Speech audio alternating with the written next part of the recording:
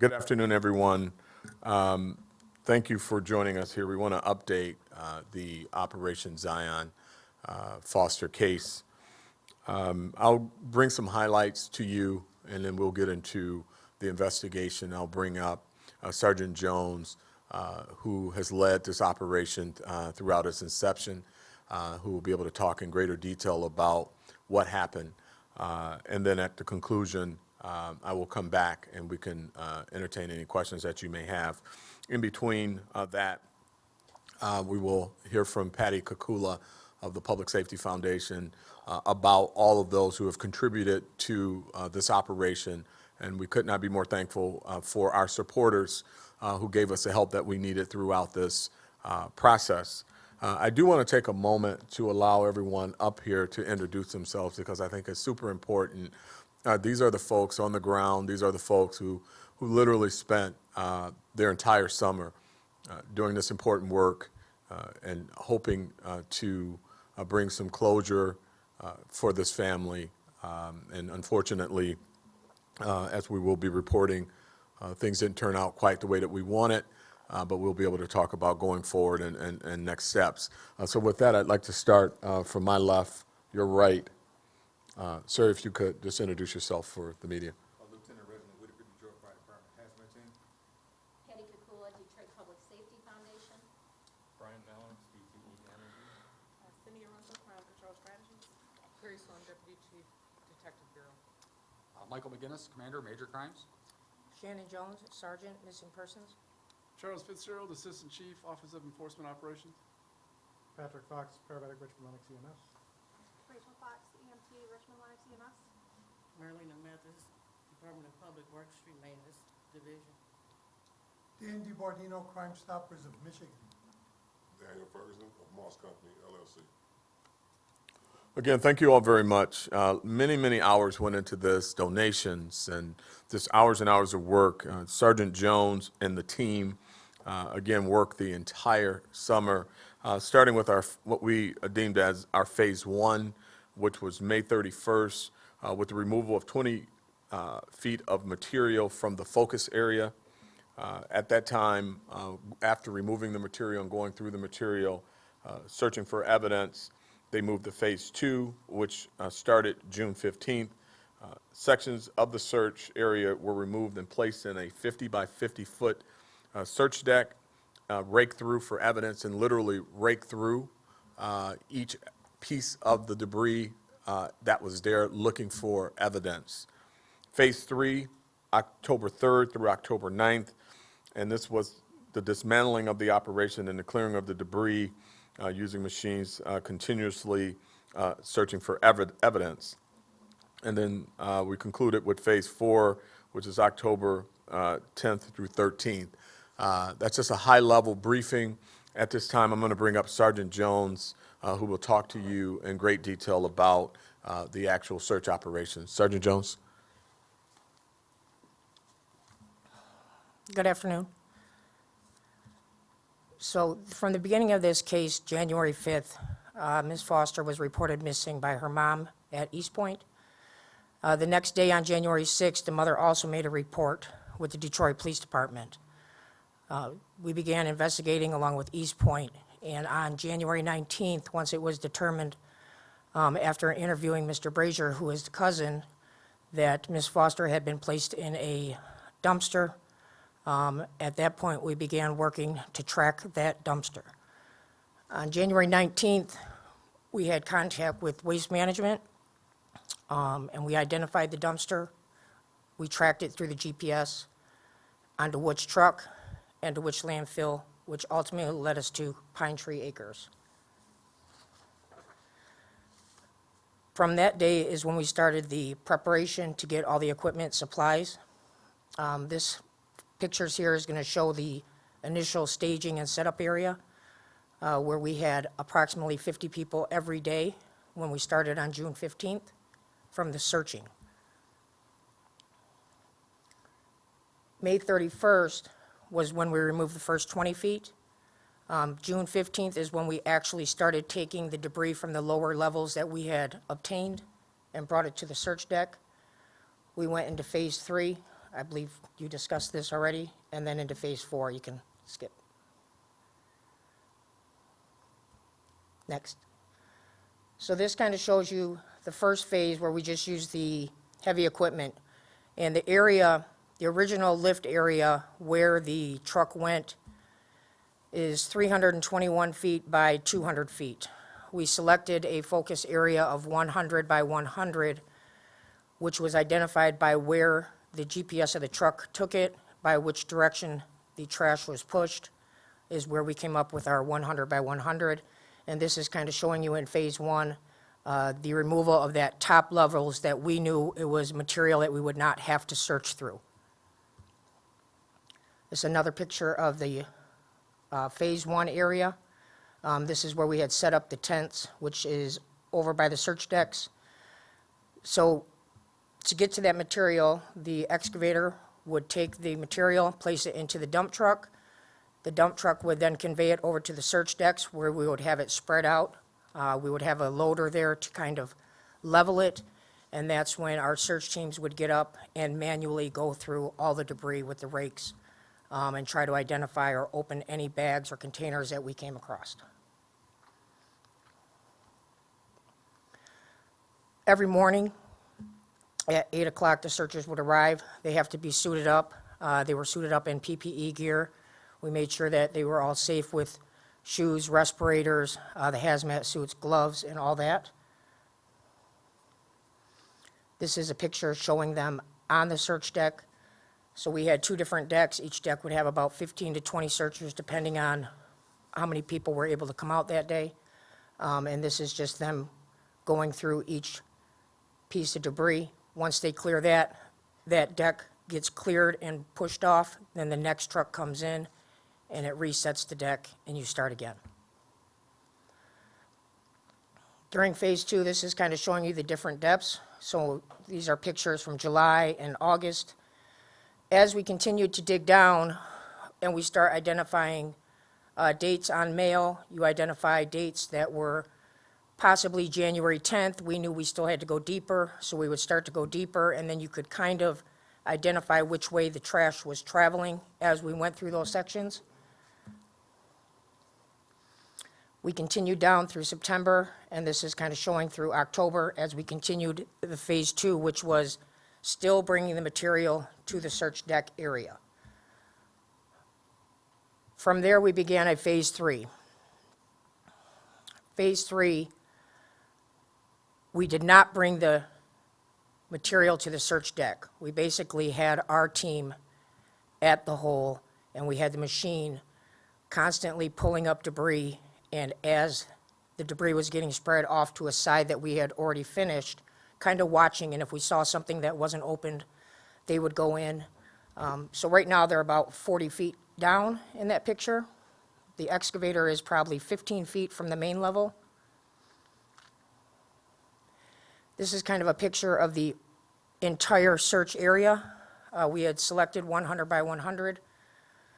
When we were done, we were probably at about 125 by 150, and we had reached depths of 45 to 50 feet, and in that area is where we consistently were identifying the different target dates, which was the December to the beginning of January, when we knew that she would have made it out there. On October 10th, well, the night of October 9th, we shut it down. We stopped searching. And at this point is when we began to clean up our area and remove all of our equipment. During the entire search, we searched over 7,500 tons of trash that was physically searched through. That's not including any of the trash that was removed and offloaded. This is a list of the different items that every searcher had to be prepared with, that we made sure that they had with them before we went up on the search decks. And I think from here, Commander McGinnis.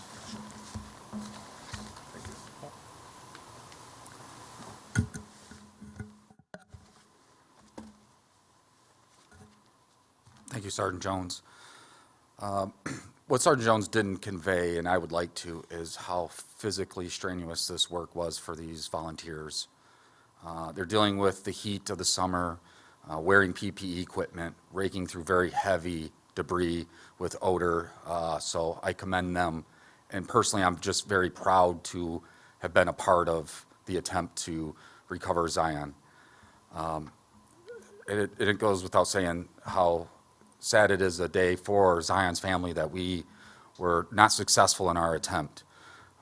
However, that does not take away from the investigative work that's been done, was being done back here at our headquarters while this operation was going on at the landfill, to try to provide the Wayne County Prosecutor's Office with anything and everything they need when they evaluate this information. So, as you all know, the warrant request was submitted back in January, and it is currently under review by the Wayne County Prosecutor's Office. We've met with them as recent as last week and discussed the updates on the case, and we continue to do some follow-up work at their request as well as at the request of or the direction of the information coming in. We plan on meeting with them again in 2 weeks, and we are doing everything we can to provide them everything they need in making their charging decision. The suspect in this case is still in custody. He's in custody on charges that are not related to our investigation, and he will remain in custody for a minimum until December of 2023. So we feel very strongly with our case. We have the evidence we've gained from January to now just continues to support the information and the evidence that we already briefed on. Thank you. With that, Patty from the Public Safety Foundation will speak. Thank you, sir. Yes, I'm Patty Kukula, and since Chief White asked the foundation and myself to assist with costs for this operation, we've worked tirelessly with so many partners, especially the Homicide Division and Sergeant Shannon Jones, and countless corporations in our community here in Macomb County as well. Also, Macomb County Executive Mark Hackle was there anytime I needed him to go on television to try and ask for donations as well. DPD Media is tremendous every time we needed help in letting people know where to donate, and a lot of the contributions came from all of that media, and we thank all of you for helping us get the word out for that. The response has been really amazing, and I think you can see here from the list of all of our donors. You know, the cash was $49,000, and that's a combination coming from our bank account as well as the DAC Foundation, and $7,000 in just random internet donations to our website. In-kind contributions, you can see the corporations that have donated their time, their effort, their resources. Salvation Army was just tremendous being out there every day. And, you know, look at the big numbers there. The hero, of course, is DTE with $310,000, and I really want to thank they always come through with all their equipment and their PPE and everything that we need. But you can see the whole list there with the Damo and Blaze Construction, AIS, MyCat, Myers, Moss. We'll hear from Mr. Ferguson in a minute. UC College, Little Caesars, Salvation Army, and the many departments in the city of Detroit, and the many officers that have helped us reach out to people as well. I do like to ask, if I could now, Daniel Ferguson, who's a business person in the city of Detroit, who came forward and said, I want to help. Mr. Ferguson, would you come by? Introduce yourself and tell why you're here. Hello, everyone. My name is Daniel Ferguson. I represent Moss Company, and we provided an excavator to help with the search. And over the years, we've provided numerous equipment and time and material with Motor City Makeover and other things over the years to help with searching for bodies and also help cleaning up the city. So anytime the city needs some help, my company, myself, my family, we'll step up to the table and be of service to the city anytime. You can always count on us. Thank you. Thank you. It's really nice to have so many wonderful philanthropic people in our community, and I just want to thank all of those who are involved, and especially those who are moved to donate to try and help this family have some comfort in finding their daughter. Chief?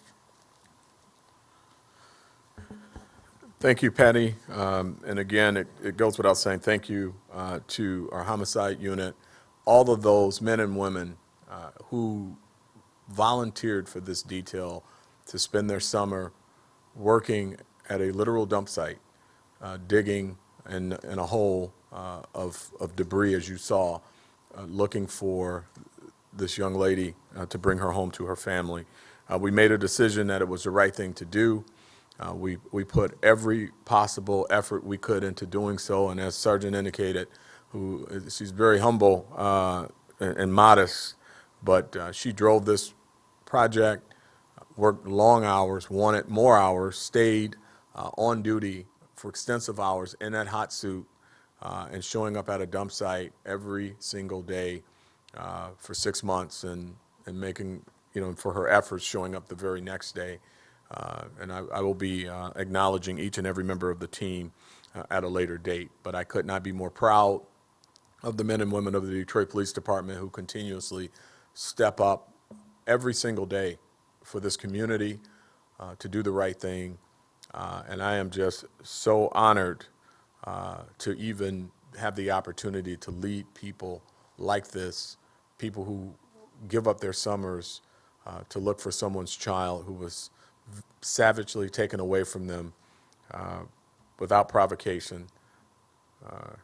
Just a very tragic and sad situation. And I ask that all of you keep Zion Foster's family in your prayers.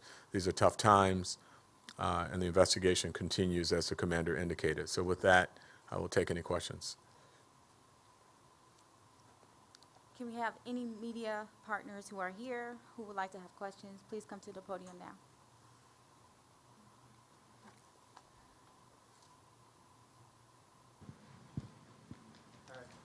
George Hunter, Detroit News.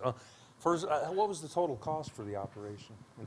Offset what was being, that was the cost, was there a cost for DPD and DPW and all that? In addition to what was donated, or was it all covered by donation? No, I mean, obviously personnel costs. We're working on calculating all those out right now. But if you were to add the two numbers together, it's going to be close to $1 million. Okay. And my second question is, could you speak a little bit? I know I went out there and interviewed those guys. They put their heart and soul into this. Speak a little bit more to that. It's got to be not always happy endings in your position, in your profession, huh? No, there isn't. But I am in awe of the men and women. It's one thing to talk about doing something like taking on an endeavor such as this. It's another thing to see it, and they did it. They did the work. I was not out there this summer. I visited a few times, but they were in the pit that they created. And as the sergeant indicated, towards the end of the dig, for more efficiency, they got down in the pit and went through the debris. It's just something I've never seen. When you talk, and I don't want to, sensationalize it, but you saw the pictures and being there and looking down in the hole, and those who were in that pit will forever have a story to tell. But the ultimate goal was not to be a hero who did the dig. It was to be a hero to recover this child and bring her home to her mom. And unfortunately, that did not occur. But I'm confident that our investigators are going to do every possible thing that they can to ensure that what's needed for prosecution is in that investigative report, and hopefully charges will be administered against the person that we're confident is the suspect. But to your point, incredible work, and they, again, will be acknowledged at a later date individually and collectively, because it is something that you don't see often, and I have never seen in our department. It's the first time we've done anything like this. And all these folks volunteered, and we had to politely suggest Sergeant Jones go home a few times because she was just that committed. And she's not the only one. I mean, Lieutenant Cole and others,